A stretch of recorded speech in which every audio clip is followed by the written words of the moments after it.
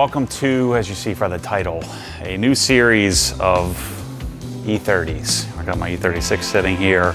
I'm 44 years old, so the E30 was not my generation. I was, 7, 8, 9 years old when these came out. So the E30 Sport Evo, the I guess base, the US version of the E30 M3 was a little before my time. So I don't have that nostalgic, sort of, I want to have one because I always wanted to have one. If I was 6 or 7 years older, I probably would have. But it is something I'd like to experience. Guys who love E30s love them for a reason. And so I wanted to experience that, but I didn't want to have to pony up. These cars are now very expensive. I didn't want to have to pony up the money to get one, knowing fair well that 192 horsepower, late 80s car was probably not going to do it for me. Being as the E36, shoot, the freaking window, side window just broke. I'm always having to fix stuff. It's just not for me. I'm wound a little bit too tightly. So what we're doing here in this series, my friend Drew, he acquired Enthusiast Auto Group, EAG, out of Cincinnati.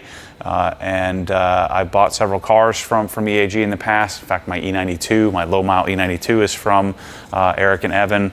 Unfortunately, Eric passed away, and so Evan sold the business. And so my friend Drew Leslie and a group of other people were able to purchase the inventory. And so we came up with this idea that I would borrow cars from him, do what I do to them, modify them, detail them, clean every crack and crevice of them, and then give them back when I'm done. And if I don't want to give it back, maybe I just buy it. And so this experiment over the course of the next however many episodes this series will be, is to mess with a USDM typical $100,000 E30 M3, and then get to experience the Euro spec. This is the Sport Evo. This is a 22,000 mile, $300,000 car that's roughly 46, 50 more horsepower, a little different suspension, brakes, aero, stuff like that. Get to experience that. Sound system's a little different. The interior's different. So get to experience the two. And then maybe I'll fall in love and buy one. I suspect this will be one of those things I can check it off the list. I get to do it where I'm borrowing it rather than owning it, but I'm still going to treat it as if it were mine. And you all have seen me do this over the years. If it's mine, I tend to treat it pretty well. And so we're going to do a full paint correction, protection, maybe even do some dry ice cleaning, and I'm hoping you're interested in going along for the ride. I've already deconned this video, so I've already shot episode 2, but this episode is my very first. I didn't get in the car. I've never even sat in one before, so this is my very first experience with one. I figured it made sense to drive the base 192 horsepower car first. I'm going to take it on the first drive. Episode 2 will be decontamination. Episode 3 will be prepping and polishing. And we'll just continue to go on from there. Then we'll get into this car, the Sport Evo. After having spent a bunch of time with the base car, I still haven't driven this one yet. I'm going to save that to do that on camera after I've spent quite a bit more time with this, and then we'll jump into the unicorn car and see how I like that. So anyway, thanks for watching, and I hope you enjoyed this series.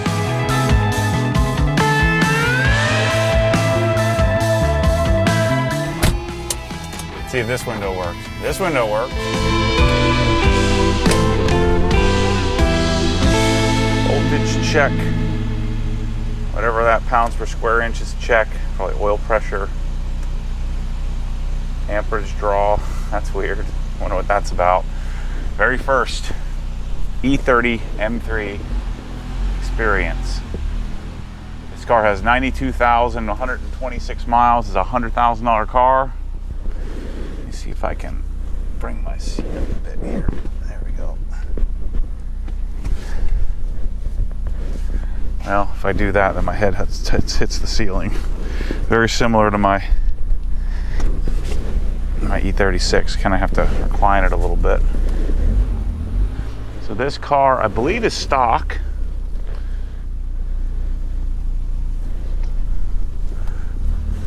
I just drove here in my E92, so it'll be interesting to experience the difference.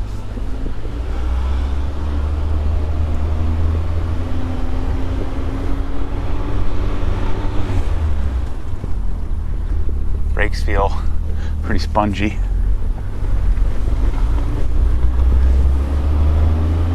So this is about an 89, 192 horsepower.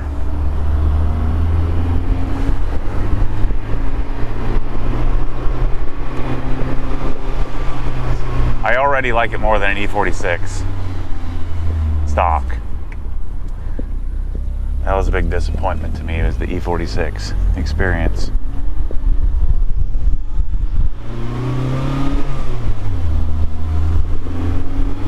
Pretty easy to drive. Snake. Didn't get him.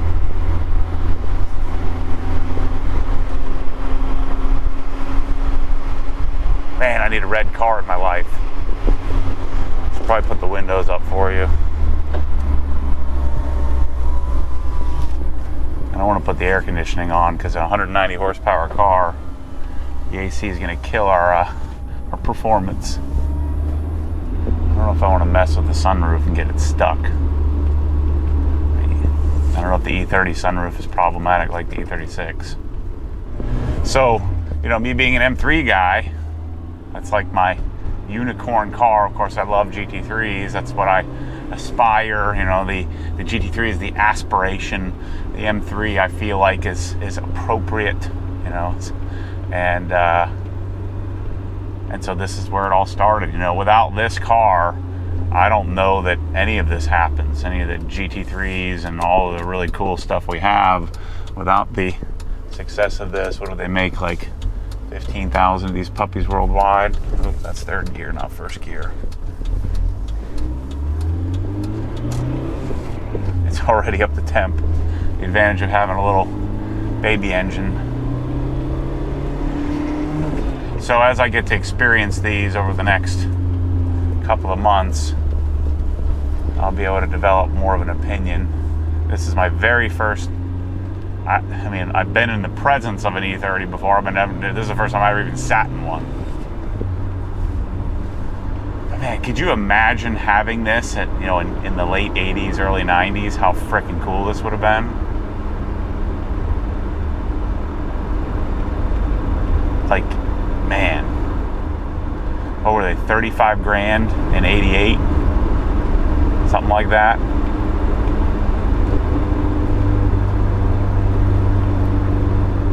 Steering feels good. Even at, 92,000 miles, it's not like rattling.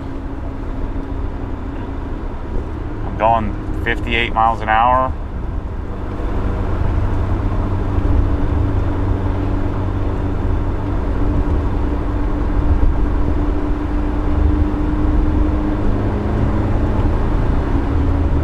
Yeah, it's pretty good.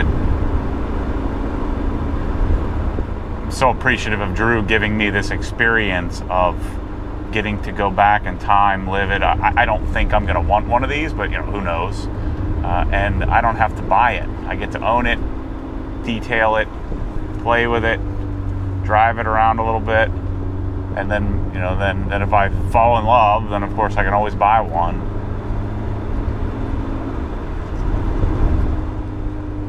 But because of the limited number of nice examples available, even a 90,000 mile car is a $100,000 example. Now maybe you could go out on the open market and find one a little cheaper, but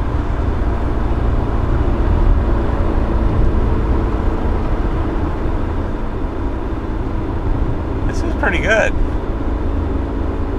All right, now we're up to temp. But one of the advantages, of course, lots of people always say, it's more fun to drive a slow car fast, especially on the street. I think I agree with that. You got to give a little more to rev match downshift there.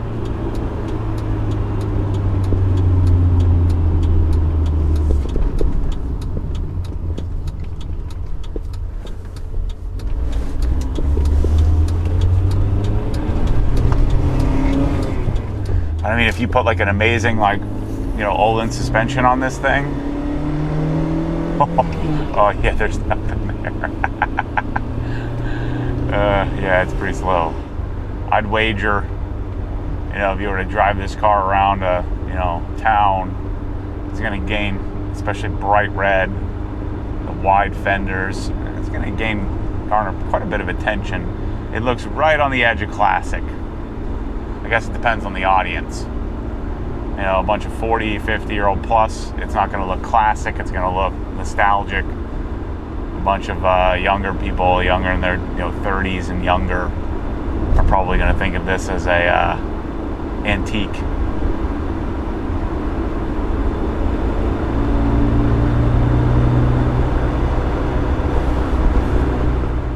This one is great, drives straight. Again, there's not a single rattle going on here. I got more rattles in my E36.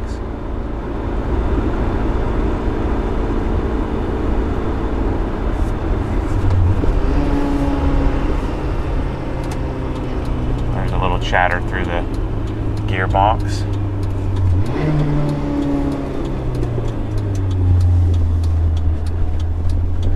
But I mean, my initial thought is, man, if you did some brakes, I don't know if did they make does Carbonius make an intake for this, or somebody make a cool intake? Yeah, I mean, I would really, really want brakes, because I don't feel confident entering a corner here.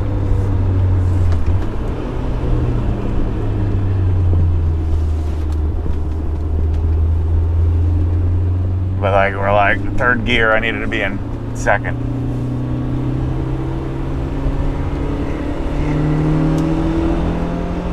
Okay, we're moving. Just got to keep the revs up.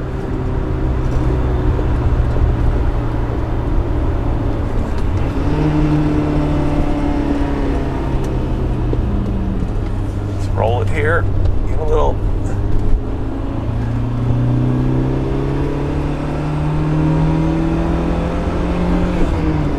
Sorry, it's hard for me to articulate. You know, this is the first time ever I'm in what was a $10,000 car that's now a $100,000 car. It's hard to put it all together. And I was born in 1980, so you figure I was 9 years old, 8 years old when this car came out, probably 7 when it was announced. I didn't know jack about. All I knew then was muscle cars, because that's what my dad had. So the E30 was never on my radar. The E36 was, for sure. You know, the E36 is what made me want an M3. Consider an M3. I was really more of an S4 guy at that time. I really wanted an S4 because of Kerry Getz's B5 yellow. What was that yellow color called? Somebody will put it in the comments. Little did I know, I'd end up hating out, the driving experience of an Audi. You know, the all-wheel drive business is not for me. Let's see if I can learn how to drive this thing.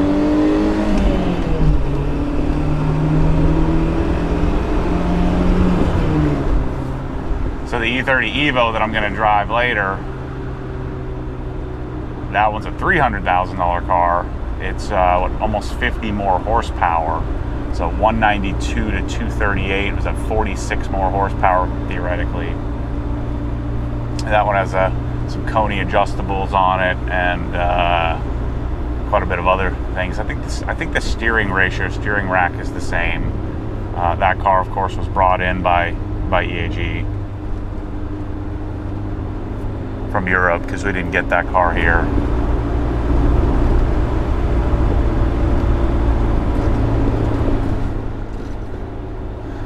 I mean, I can tell you right now, I have no interest in one.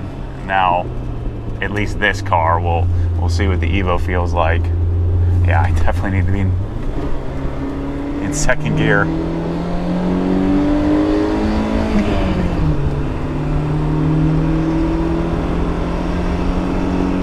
Once it gets a little momentum, it starts going. But then I don't feel like I can stop. See if I can heel toe.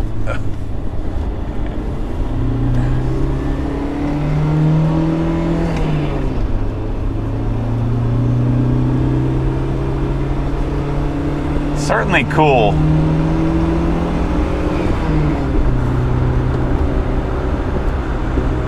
I feel, comfortable in it. The seats are nice. Headroom, not so much. I'm kind of lean. I'm on the edge of gangster lean. I have a 1 finger gap, so I'm looking through the very top of the windshield. I'm 6'2", sort of medium torso to leg ratio. Sort of, I'm not super top heavy or long torso, not long leg, just kind of in between. It doesn't inspire me to bang gears, because it doesn't do anything differently if I do that versus I just shift conservatively.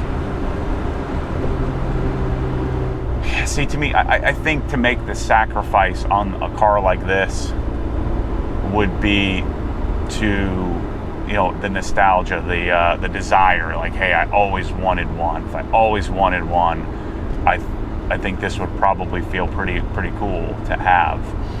Because I didn't have that always wanted an E30. I can tell right now, just on this little 10-minute drive, that the E30 is probably not for me. Like, I don't want to make the sacrifice to spend $150,000 or $200,000 to get a really nice one. And then a $100,000 example of this car, where they're at pricing wise now, I don't forgive the snobbery here, but it wouldn't be good enough for me to fall in love. I'd be looking for it. Like, if this was my nostalgic car that I had to have or wanted to have, I've always wanted to have, I would have, I would feel like I'd be nitpicking every little square inch of the darn thing. But then again, having owned the higher mileage 997 GT3 RS, it was nice to not have to worry about it as much. Same thing with my last M3. In many ways, I enjoyed it, the ownership, more than my current M3.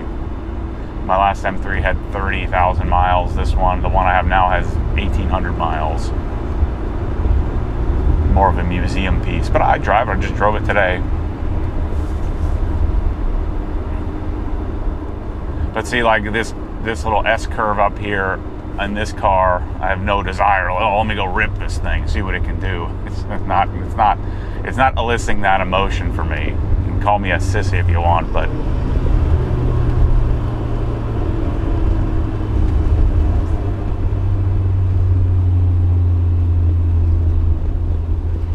the turning ratio and the hydraulic steering, the steering rack feels, I think the steering rack feels better than the E36 does stock. Now I have the ZHP steering rack on my E36, so, and then my E36 has Öhlins GTX and Brembo brakes, and so it feels, even though it's a stock motor, only 30, 40, maybe 40 horsepower more than this, it's I guess 50 horsepower more than this.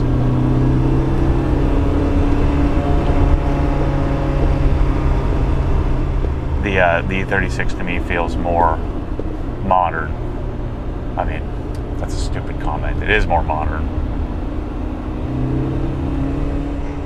But like, throttle response on this is instant, but there's nothing there. It's 130 foot-pounds of torque, something like that. So that's why I think maybe the Evo is going to be a really cool experience. Yeah, it's a cool car. Clearly very well put together, man. Man, there's not a creak or squeak at all in this thing. Even the seat. Beautiful. Man, I think if you want a red E30, This one's Matt Mormon approved. Wait till we detail the thing.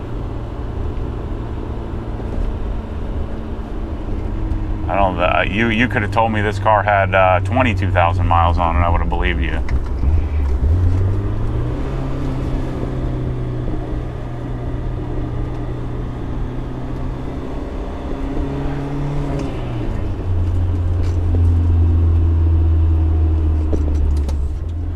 All right, my first ever E30, short little out and back. It's good. Not great. Interesting. The color is freaking awesome, that's for sure.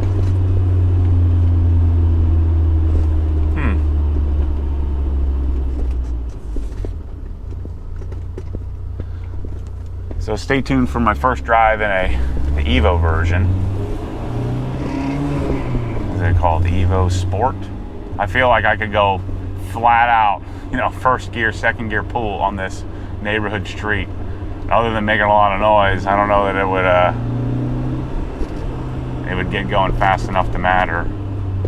But again, it's not about speed in something like this. This is about this is just a pure nostalgia machine.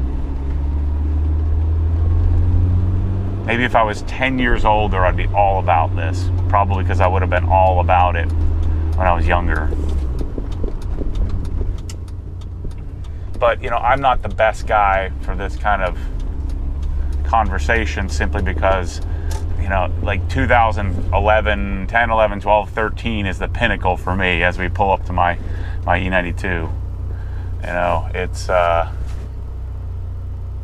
hard for me to give up that time frame. Anyway, first drive.